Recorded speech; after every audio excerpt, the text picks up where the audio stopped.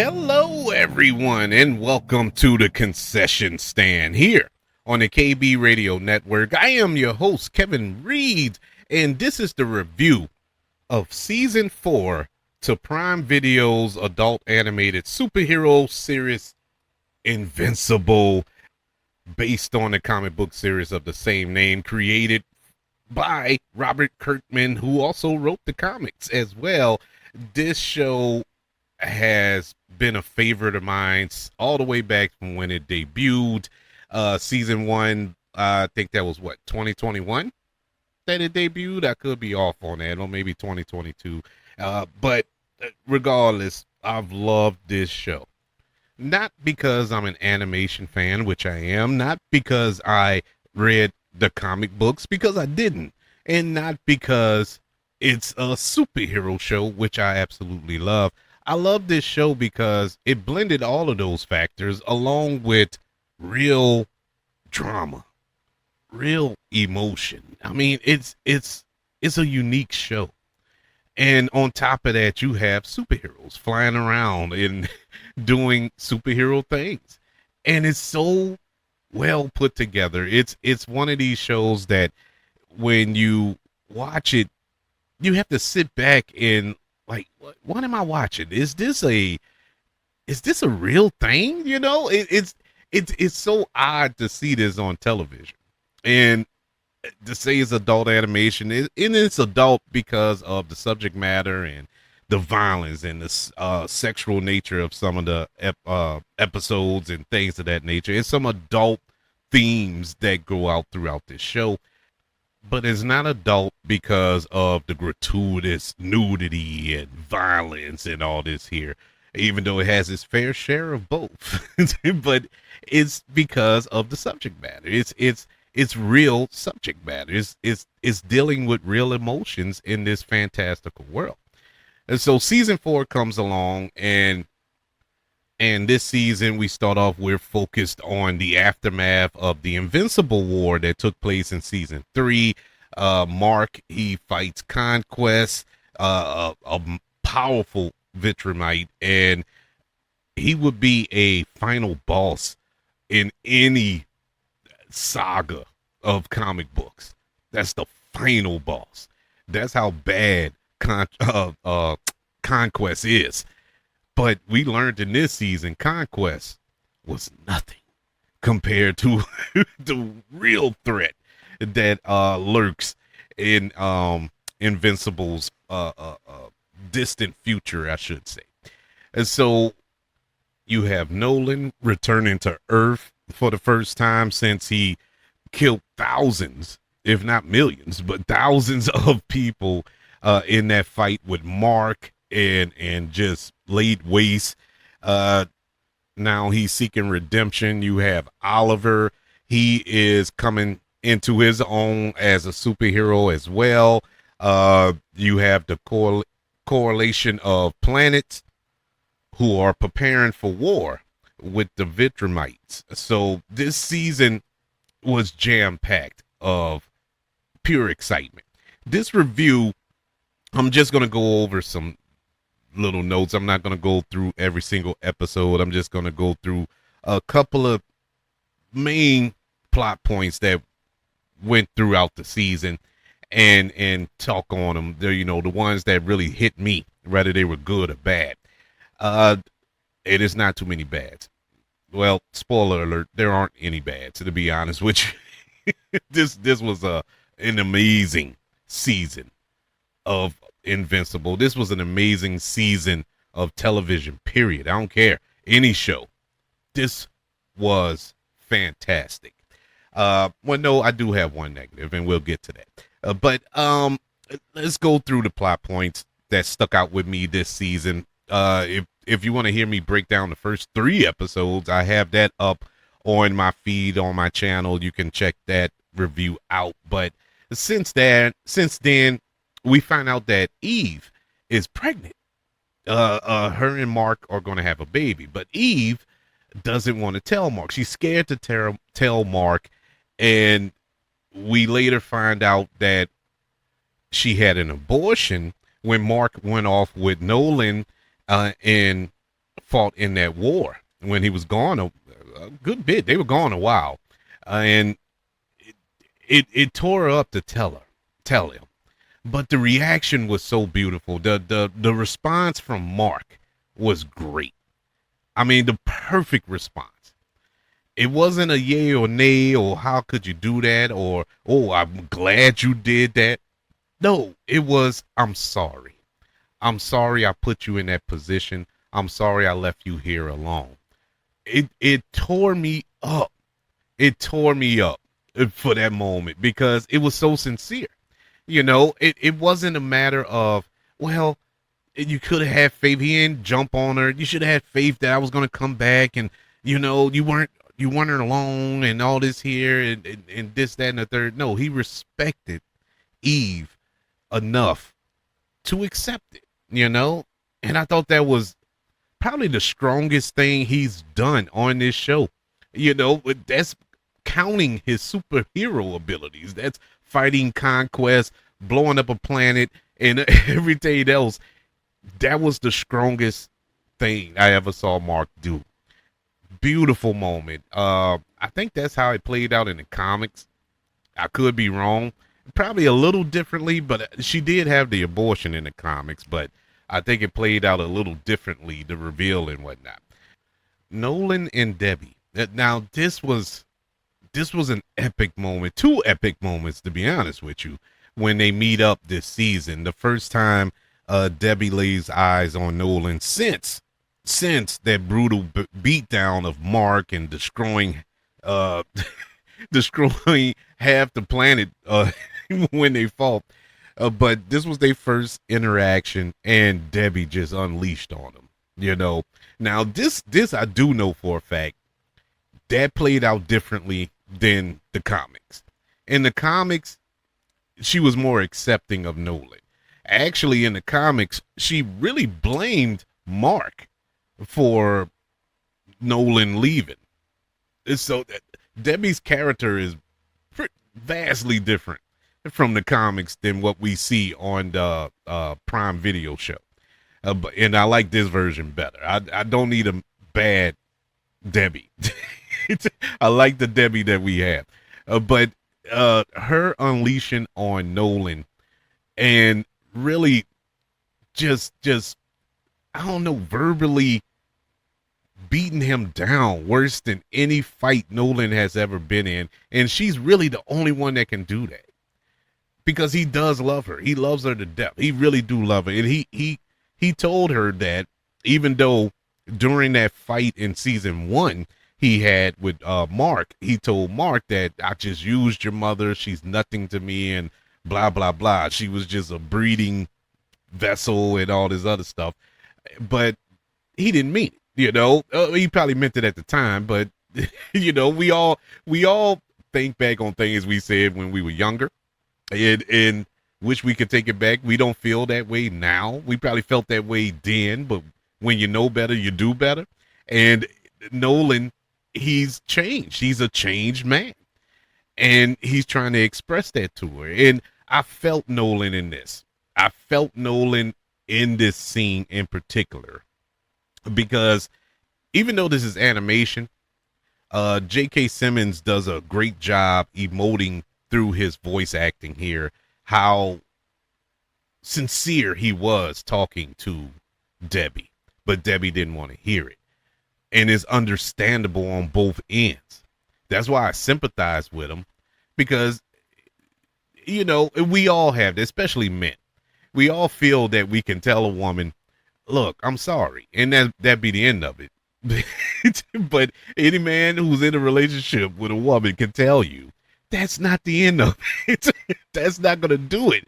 Actions speak louder than words. And that's basically what Debbie is telling Nolan in this, just paraphrasing it. She doesn't want to hear that. And I felt that was a powerful moment in this season and for Debbie. And Sandra Oh, man, beautiful. And then the second meeting in the final episode of this season, that was a good scene between those two. And J.K. Simmons as Nolan being a little more forceful, but not forceful. Not Omni-Man. He was Nolan. And trying to express to Debbie how he truly feels and what his intentions are. And it broke through. It was a little crack, but it was enough. It was enough to the point where when they left Oliver, and we're going to get to that point in a sec, when he left Oliver on a different planet so he can be treated from having his arm ripped off, she chose to go off with him to be by Oliver's side. So that will be exciting to see going into next season, because in the comics, her and Nolan, on the way to that planet, they hook back up. They get back together. So we'll see if it plays out like it played out in the comics coming in season 5. Speaking of Oliver was a character in season 3 that I wasn't too excited about, to be honest with you. I didn't hate it. I didn't hate his character, but I wasn't like, all right, Oliver's in the show. You know what I'm saying? I wasn't an Oliver guy, but I grew to like him this season. When we started off, I didn't too much care for him. I still had that hangover from season 3. I found him annoying, but I got the character. I just found him annoying, and he started off a little annoying in this season, but as the season progressed, the character grew on me, and I loved it, especially when they being Nolan, Oliver, and Mark were traveling to link up with the coalition of planets to fight this war. And Nolan sees Oliver for the first time. You got to keep in mind, he hasn't met Oliver. Well, he saw him when he was a baby, but not, after that, he hadn't seen him growing up and everything. And Oliver idolized Omni-Man. He idolized Nolan. That's his dad. He loved his dad. Even though he knew what his dad did, he still loved him. And, you know, that's family. That's understandable. And as a child, it's understandable. And so when he did meet up with him, of course, Nolan was upset because he came along, and that kind of spoiled the little relationship there, you know, if there was going to be one. And Nolan, once again, had to redeem himself. And we saw that happen over a couple of episodes this season, where he tried to break through to Oliver. That was the one person that loved him, that was willing to forgive him for all the shenanigans that he did, all of his past crimes that he committed. He, in spite of all that, he still loved him, worshiped him, wanted to be his son. And when he spoiled that, it's even worse because it's fresh, and now you got to kind of course correct here. And it still didn't quite get there, but by the time we got to episode 7,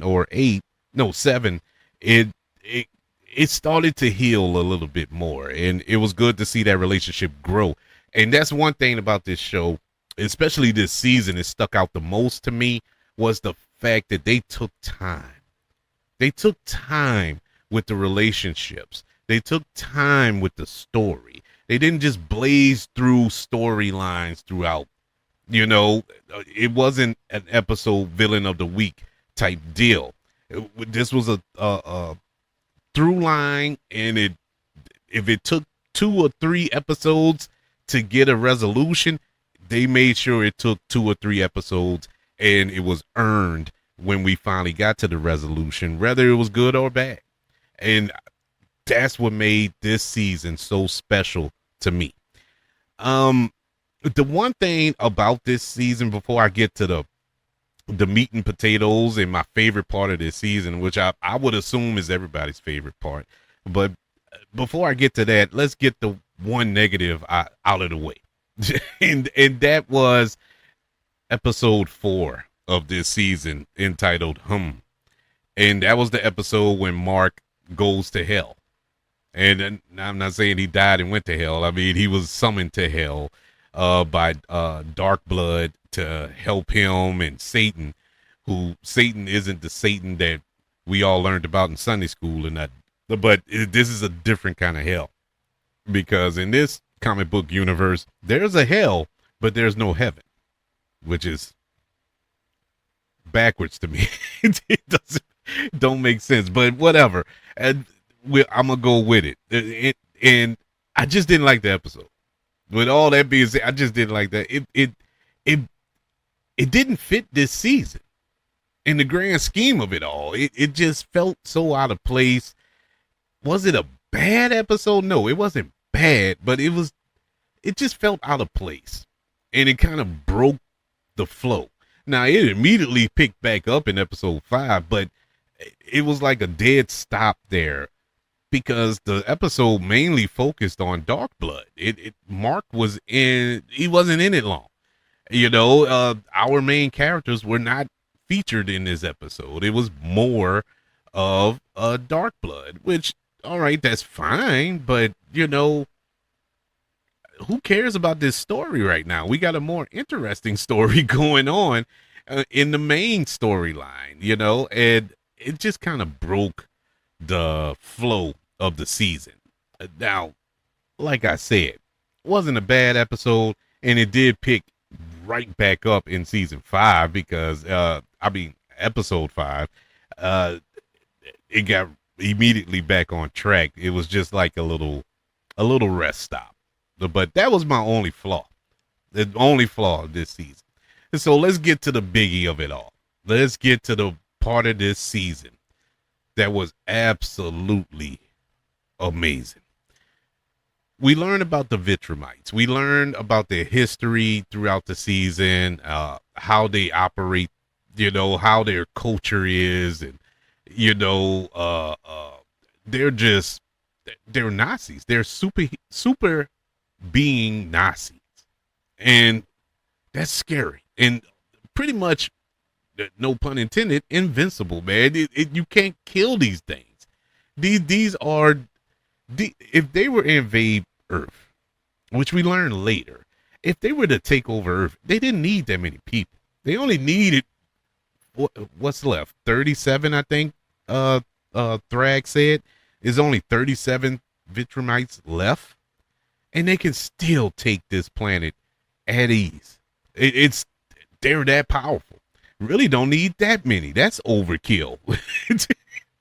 Thragg by himself can do it. But we'll talk about him later.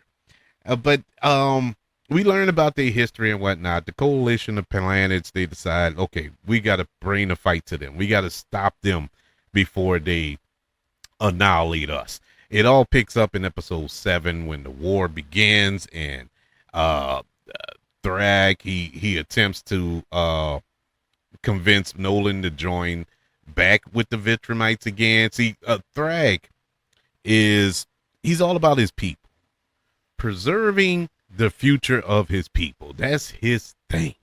That's all he's concerned with. He really don't care about taking over the universe and all this other foolishness. That's not his goal. His goal is to bring back his people, because they were mighty at one point until they were betrayed, and this virus that was created wiped out the majority of their people. And so he took power after this happened, and his singular goal, was to build his people back up. And that's why Nolan went off. They sent others off to procreate.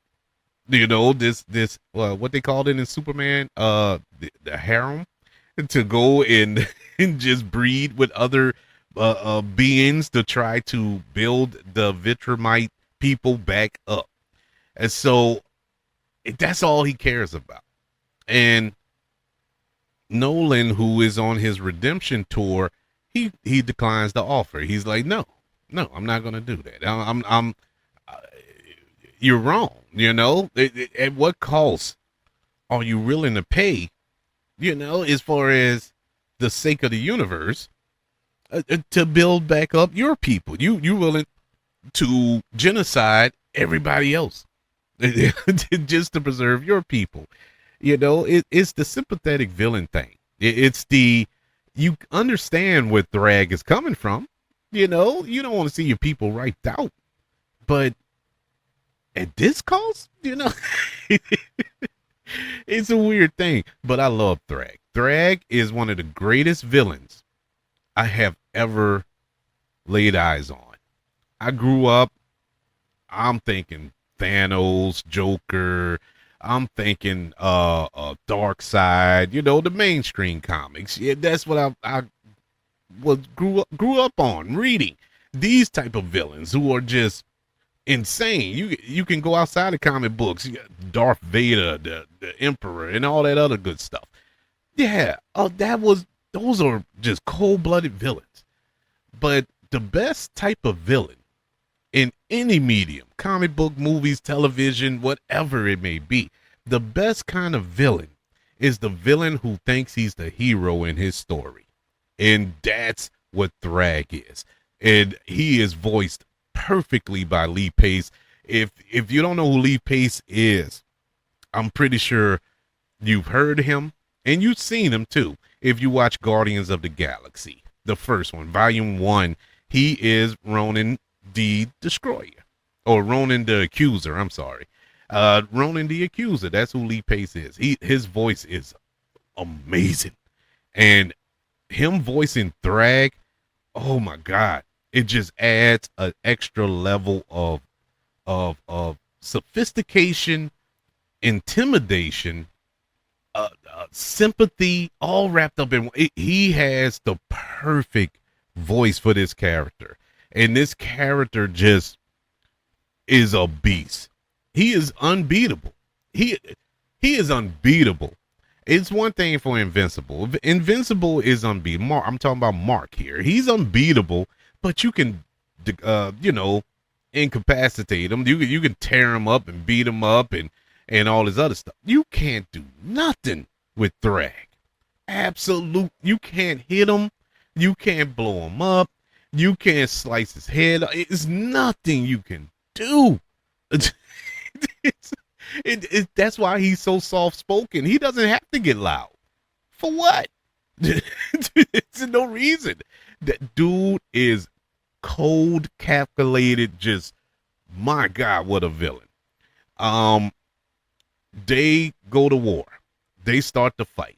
Now you have Mark, Nolan, and Oliver trying to go at Thragg. It's sometimes individually, sometimes together, and it doesn't do anything. Oliver, as I mentioned before, he gets his arm severed by Thragg, just for trying to hit him. He ain't even hit him, just for trying to hit him. Thaddeus, who is a Viltrumite but works with the Coalition of Planets, he gets his head ripped off. Nolan, he gets, oh my God, poor Nolan. Nolan, I thought he was gonna die. I really thought he was gonna die. I think, did Thragg punch through his stomach or something?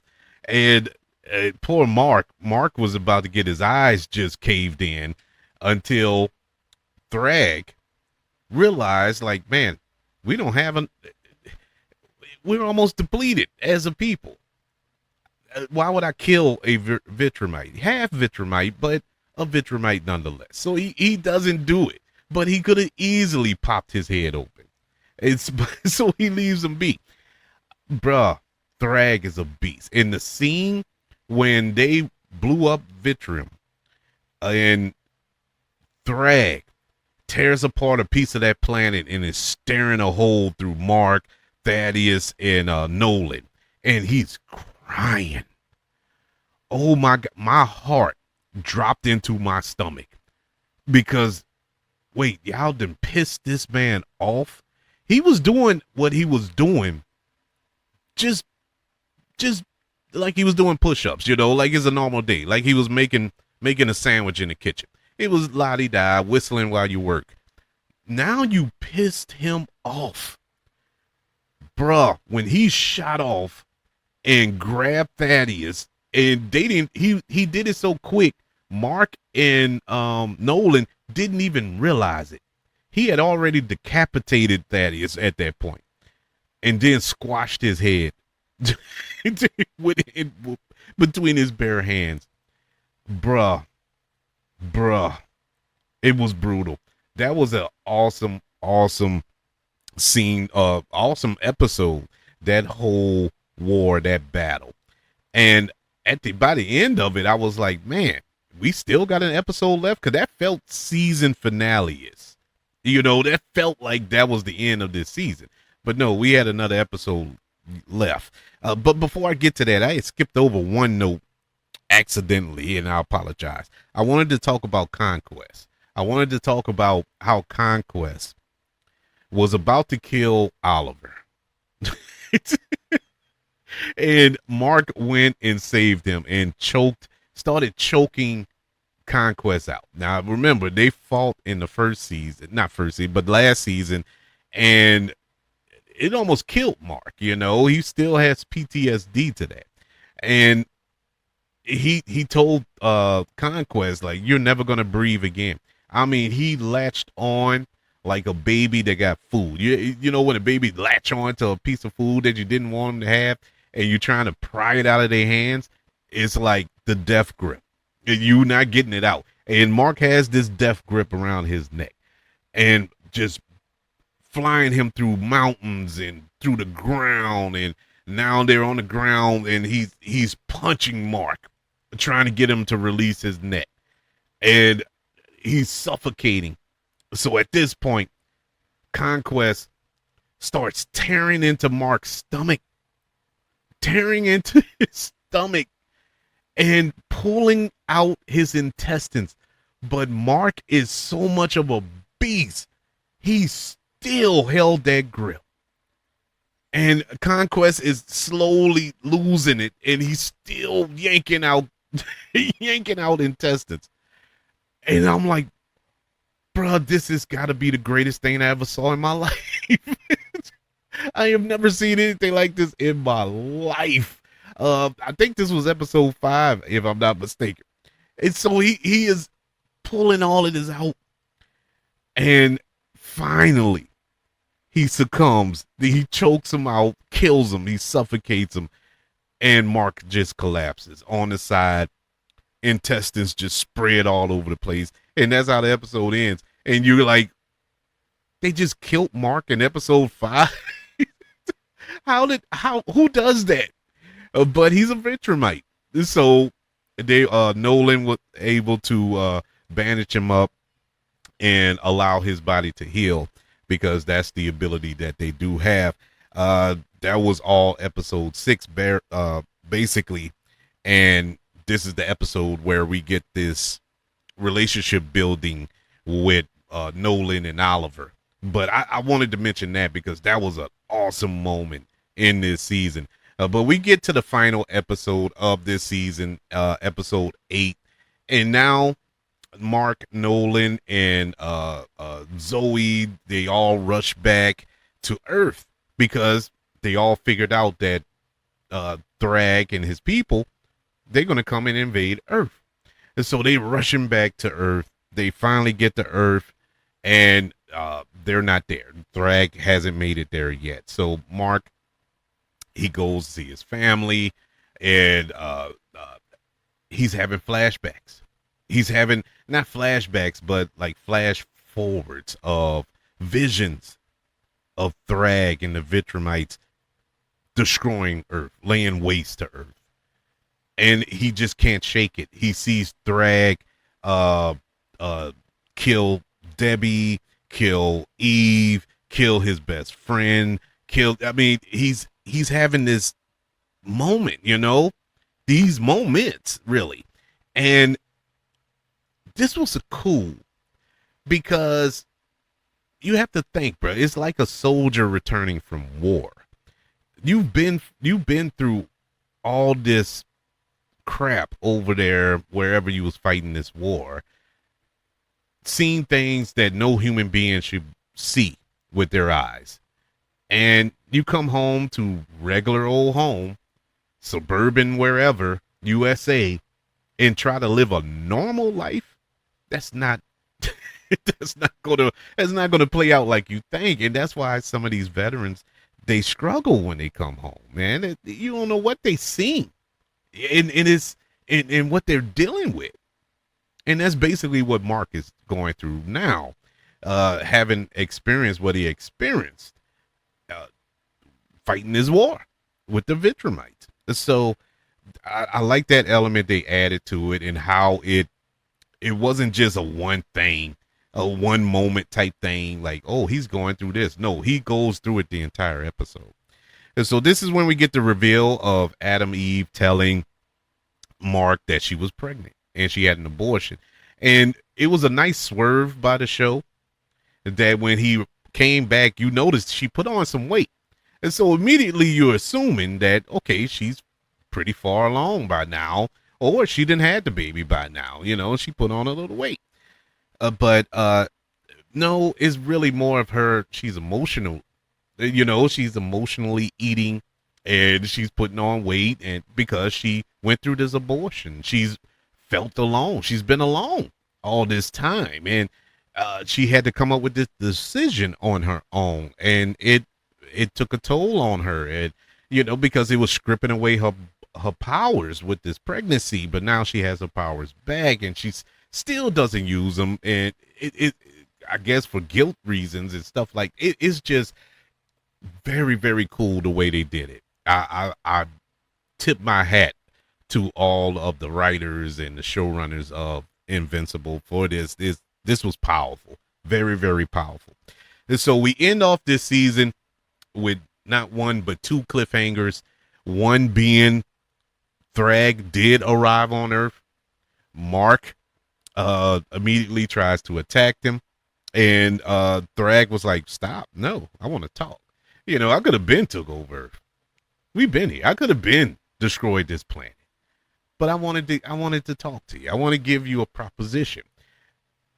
We're gonna come here. We're gonna live amongst your people, and we're going to breed with your people and help build up the Viltrumites again. Or your other option is that we lay waste to it." And I love this line, and it sticks with me because I thought it was the coldest line ever, and the way Lee Pace delivered it was even colder. "You don't have a choice in this matter, but sadly you're in a position you're gonna have to make one." I was like, oh man, that is gangster. That is a gangster choice. And really, when you sit back and think, what would you do? Look at the options. Look at your options here.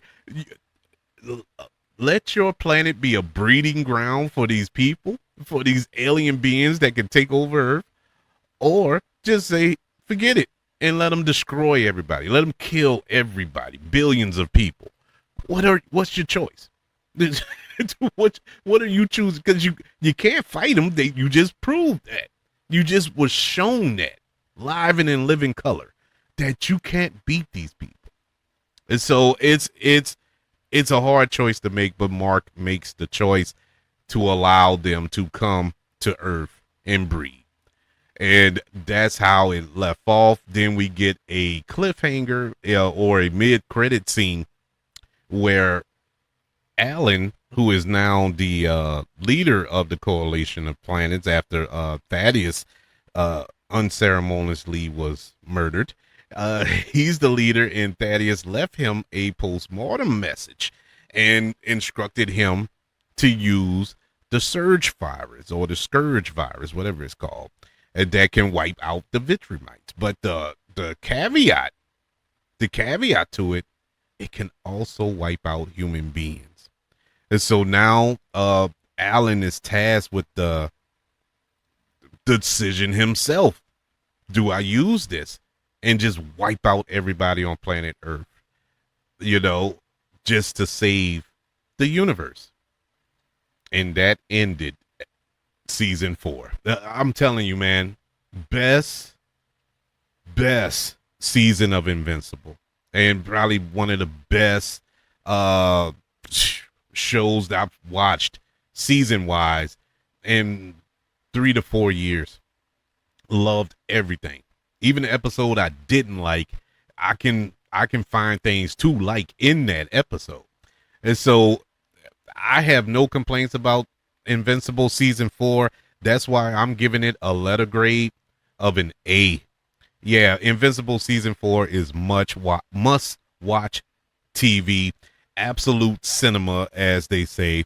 I highly recommend it. If you haven't watched season 4, if you haven't watched any episodes of Invincible, please, ma'am, please, sir, go check out Invincible on Prime Video, all 4 seasons. I would like to know, what did you think of Invincible season 4? Did you like it?